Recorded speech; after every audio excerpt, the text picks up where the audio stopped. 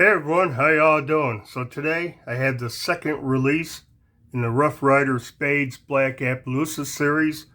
This is what they're calling the Black Appaloosa 2 Blade Swell Center Jack.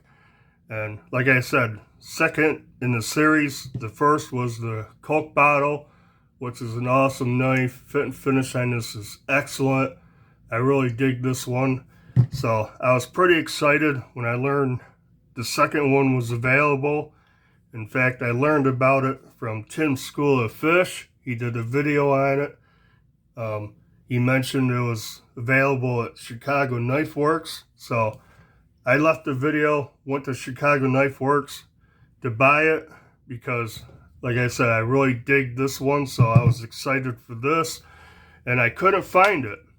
No matter how I entered it, I put Black Appaloosa, I put Spades, I put 2 Blade Swell Center, nothing would come up. So I left a comment on Tim's video saying I can't find it over there. It might not be available yet, I was thinking. And he came back and said, oh, they spelled Appaloosa wrong. They spelled it with 1 P. Okay, so I went back, spelled it with 1 P, found it, bought it, and just so you guys know, if you go to Chicago Knife Works and you can't find it, try spelling it with 1 P. It'll probably come up.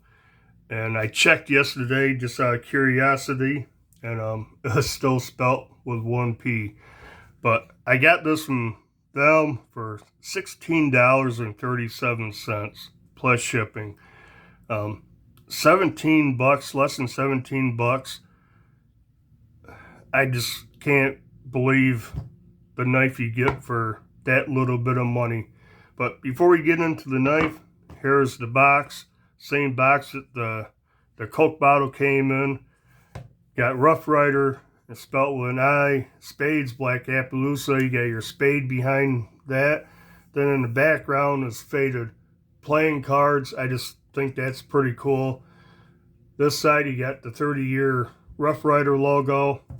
This side you got Rough Ryder's website, roughryderknives.com, and that is spelt with an Y in the address. And up here it's spelt with an I. I guess they're using both now. Bottom, China, the cancer reproductive harm warning for California.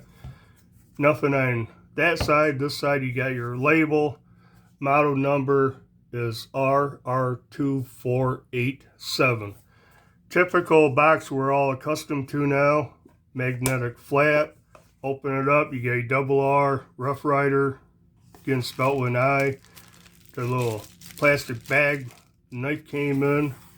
The foam cutout. So I'm always amazed that these boxes Rough Ryder uses on such budget knives. Pretty awesome. But here's the knife. Let's check it out just real quick. I absolutely dig the bone on this series. It's black. The way they dye it look like Black Appaloosa. Nice. I really dig the design, the coloring, everything about the bone. But yeah, not a huge knife. About the same size as that Coke bottle. Closed, it's about 3 5/8, 3.6. You got equal ended bolsters on here, which looks nice. Double bladed knife, double back spring, so it's a little over 1/2 inch thick. It's about 0.57. And the width, or the height of it, going from like top of the clip point blade here to the bottom swell, is almost exactly 1 inch. Not too bad. It's got a little bit of weight to it. It's like 3.4 ounces on my scale. So it's got enough weight to feel good. It's not so heavy it's gonna pull your pants down. But check it out. You got nickel silver bolsters, single ring or thread. All nice and clean, no extra R stamped into it or anything. Got this white bone that's dyed to look like Black Appaloosa. Like I said, I think that looks excellent. Nickel silver pins. On the right side, you got nickel silver spade shield. Stainless steel back springs, brass liners. You have this black G10 underliner going underneath the bone, the covers. I think that just makes it pop. It looks really nice. I like how they did that. As far as transitions and stuff, from the bone to the bolsters, even with that underliner, you can't even feel it. They're perfectly done. The pins, the two small pins on both sides are absolutely smooth. You can tell when you run your fingers over the back spring pin here. This one's not sticking up. Might be a little bit too far down in one spot. You can tell when you're going across there, but you really can't catch on nothing. And this one's less noticeable. That shield is pretty flush. You can feel just from the material difference. Other than that little bit, fit and finish is excellent. Gapping on the back, now it looks dang good. I really didn't think there was any gaps in it at first until I opened the blades up, held it up to the window, and I could see just a little bit of light shining right here, right on the hump between that back spring and this brass liner. Just a minute amount of light. Otherwise, that is done very nice, and it's smooth all the way down. No stepping between the liners and the springs. Yeah, the fit and finish on this is excellent. Now, let's check these blades out. These are pretty nice blades. So, main blade is a clip point, which the blades are mirror polished, so they are fingerprint magnets. But I like the clip point on that. It is basically this, well, not really. They're a little bit different. I thought they were exactly the same. This looks like it drops down further. Has a slight curve to it. And this is more straight. Interesting. And the nail nick, the match strike pole, is a little bit shorter on this one.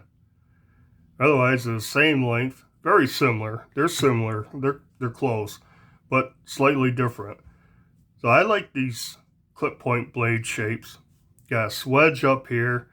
I already said match strike pole, mirror finish.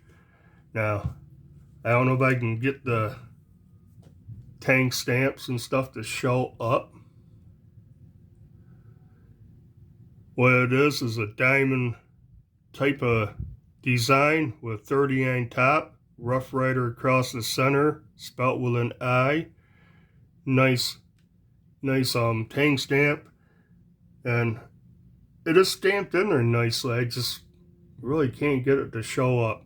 Now on the back, you have 440A, then the model number, RR2487, and below that is China, which is pretty obscured by the bolster.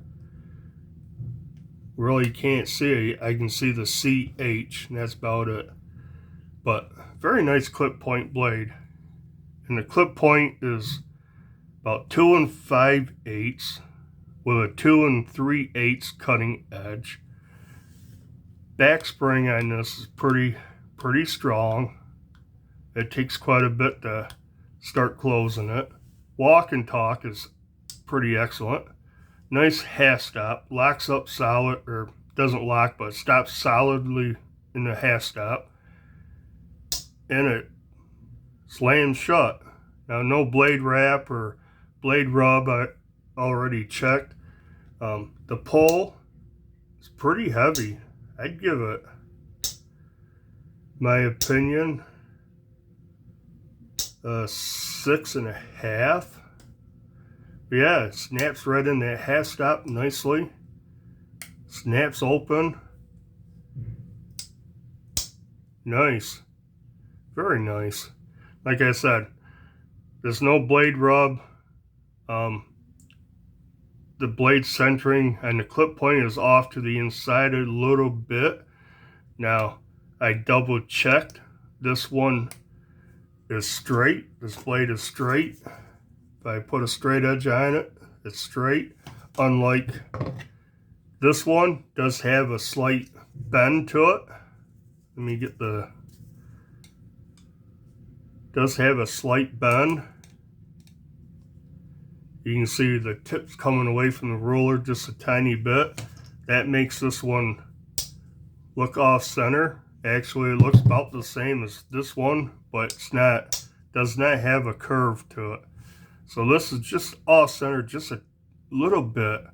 Now, let's move to the secondary blade, which is pretty wicked looking. I'm not even sure what they're calling this blade. This isn't a coping blade like on the Coke bottle. It's got more of a belly. Got a straight drop with a swedge right there. Again, match strike pole. I'm not sure exactly what they're calling this blade, but it's a pretty cool blade. I mean, this is a blade you're going to use if you're doing draw cuts, utility cuts like that. That feels really comfortable. Yeah, I don't know exactly what they're calling this blade. I'd call it, if I had to guess, I'd call it a reverse tanto blade, but I don't know. But again, you got the same tang stamp with a 30 and Rough Ryder and nothing on that side. This is a short blade. It's only 1 3/4 inches long, tip to bolster, yeah. And you get about 1.5 inch cutting edge. So pretty small blade. Very unique. I like it. Now, walk and talk on this is excellent. Pull on this, I'd say about the same, 6.5. Snaps right in the half stop. Snaps open nicely. And yeah, back spring's pretty strong on this one. But this is the blade. When I use this blade, it's going to be for draw cuts and stuff like that. I think it's a very cool blade shape. Not sure exactly what they're calling it. But yeah. Now, hold on 1 second. Now, I knew that blade shape kind of reminded me of something. And it is the blade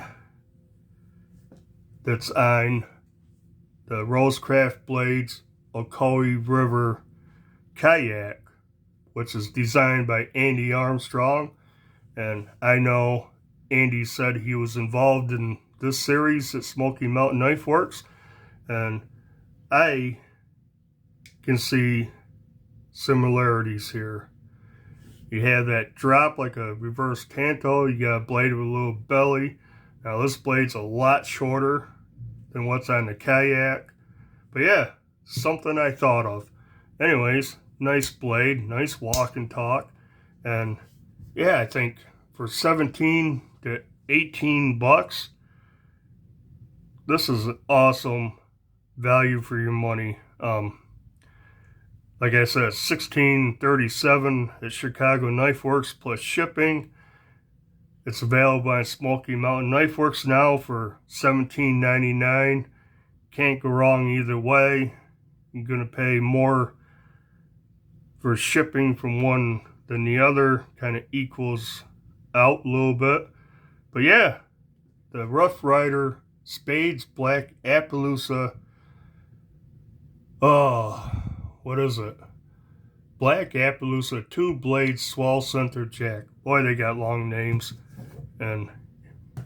But they're both awesome. Here's the Coke bottle one. Here's this one. You can see about the same size.